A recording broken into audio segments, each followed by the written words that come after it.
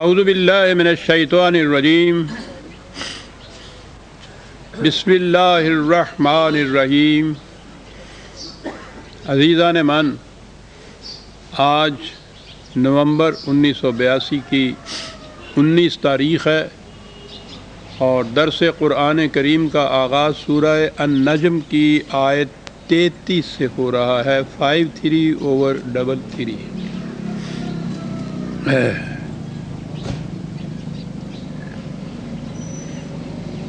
آپ کو یاد ہوگا کہ سابقہ درسوں میں سورہ النجم کس طرح سے اپنے ارتقائی منازل طے کرتی ہوئی آگے بڑھتی گئی۔ پہلے وہ بلندیاں سامنے لائیں گئیں کہ جو احسن تقویم انسان کا حصہ ہے، پھر اسی نسبت سے وہ انتہائی پستیاں سامنے لائی گئیں کہ جو اپنے ہی ہاتھوں کا ایک تراشیدہ پتھر کا ٹکڑا اور اسے خدا بنا لیا جاتا ہے محض ایک نام رکھنے کی وجہ سے۔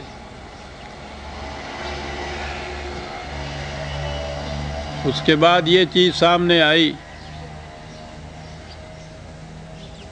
کہ صحیح زندگی یہی تمہاری جسمانی زندگی نہیں ہے، تمہاری ذات کا نشو و نما یہ مقصود ہے، اور اصول یہ ہے کہ انسان کے جسم کی پرورش تو ہر اس چیز سے ہوتی ہے جسے وہ خود لیتا ہے، کھاتا ہے، اور اس کی ذات کی پرورش اور نشو و نما اس چیز سے ہوتی ہے جسے وہ دوسروں کی احتیاج کو مکانے کے لیے دے دیتا ہے۔ جسم کی پرورش لینے میں ہوتی ہے، انسانی ذات کی نشو و نما دینے میں ہوتی ہے، اور اس کے لیے اس نے کہا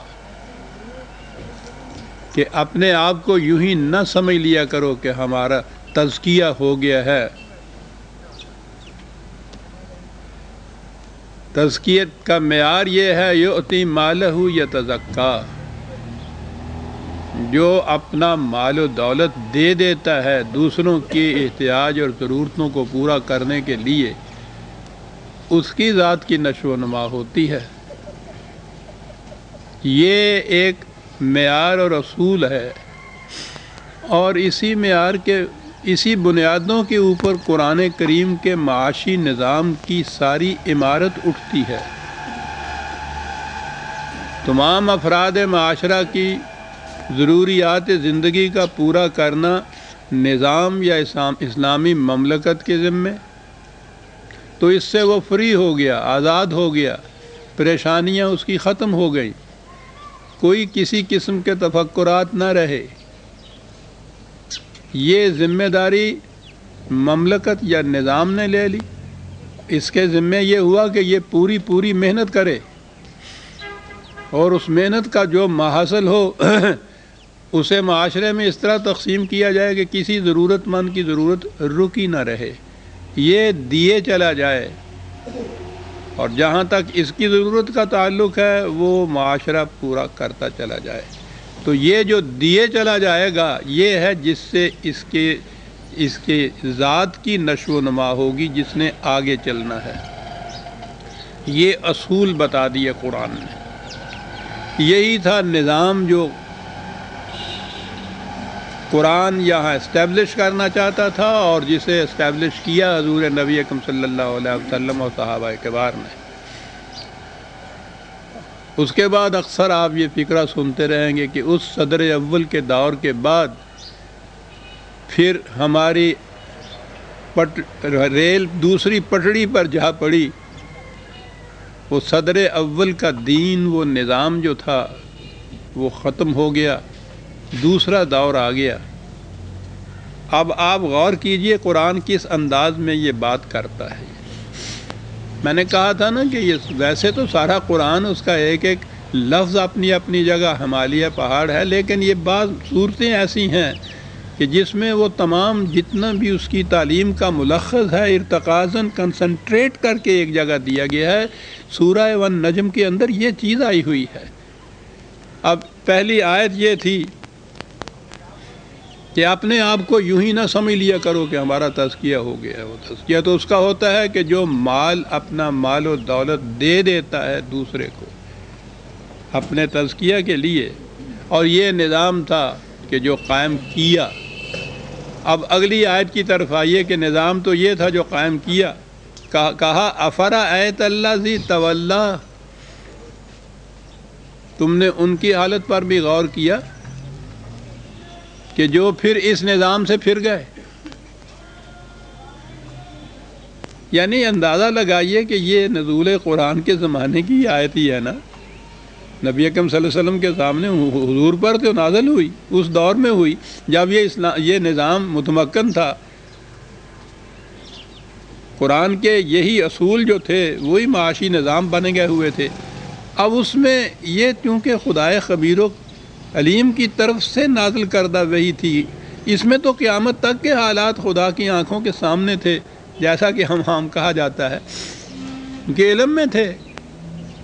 یہ بات کی جو حالت ہے اعراض برتنے کی، گریز کی راہیں نکالنے کی، منہ پھیر لینے کی، مڑ جانے کی، دوسری طرف چلے جانے کی، تولا کے سارے معنی گریز کی راہیں نکالنا، میں عام طور پہ اس کا ترجمہ کیا کرتا ہوں، پھر جانا اپنے اس اصل سے، اس کا ذکر ساتھ ہی کر دیا کہ آؤ تمہیں بتائیں کہ پھر یہ کس طرح سے پھر جاتے ہیں اس نظام سے۔ افرأیت الذی تولی، غور کیا تم نے ان کی حالت پر بھی کہ جو اس نظام کے قائم ہونے کے بعد پھر اس سے پھر گئے؟ وہ پھر جانے کی کون سی مثال دی، کون سی بات بتائی جس سے پتہ چل گیا یا چل جائے کہ یہ اس نظام کے اوپر نہیں رہے، اس سے پھر گئے ہیں؟ وہاں تو یہ تھا کہ یوتی مالہ، جس نے اپنا مال دے دیا دوسروں کی پرورش کے لیے۔ اب اس نظام سے پھر جانے والے کیا صورت ہے ان کی؟ آتا قلیلا و اکدا، وہاں تھا پورے کا پورا اپنا سارا مال دوسروں کی ضرورتوں کے لیے دے دیا، پھر گئے اس نظام سے تو کیا کیا؟ اب یہ نہیں ہے کہ یہ کہہ دیا کہ ہم نہیں مانتے قرآن کو، ہم نہیں مانتے اسلام کو، یہ کہنے کی تو ضرورت نہیں ہو سکتی۔ کہا تو یہی کہ ہم اسلام پہ قائم ہیں۔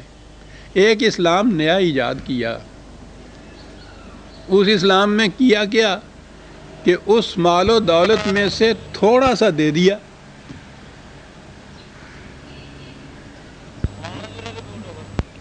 اور اس کے بعد باقی اپنا مال لے کے ایسے ہو گئے جیسے پتھر کی چٹان ہوتی ہے کہ اس میں سے ایک قطرہ بھی پانی کا نہیں نکلتا۔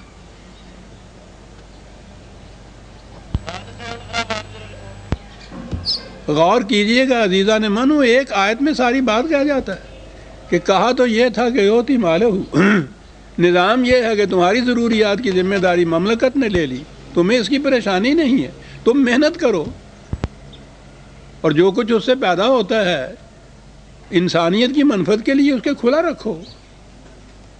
یہ تھا وہ نظام، دے دینا ہے، اس سے ہی انسانی ذات کا تزکیہ ہوتا ہے۔ یہ ہوتا تھا، یہ ہوا، یہ نظام قائم ہوا۔ یہ تو اللہ بتا رہا ہے، قرآن بتا رہا ہے کہ اس نظام قائم ہونے کے بعد اس سے پھر جانے والے کون سے لوگ؟ پھر کیا ہوا؟ اس سے پھر گئے۔ کیا کیفیت ان کی ہو گئی؟ تھوڑا سا دیا، باقی جتنا ہے اس کو سمجھا یہ حلال ہو تو یہ مال ہو گیا، اور پھر بیٹھ گئے ایک پتھر کی طرح، یعنی اس کی ضرورت ہی باقی نہیں کہ کچھ اور دینا ہے، کیونکہ اسی سے مطمئن ہو گئے کہ دین کا منشا پورا ہو گیا۔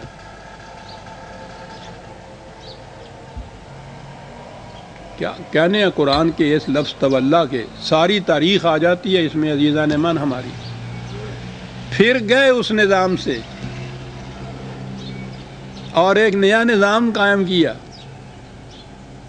اس میں تھوڑا سا دیا، باقی کے متعلق مطمئن ہو گیا کہ باقی سارا مال حلال و طیب ہو گیا۔ یہ نظام پھر قائم کیا پہلے نظام سے پھر جانے کے بعد۔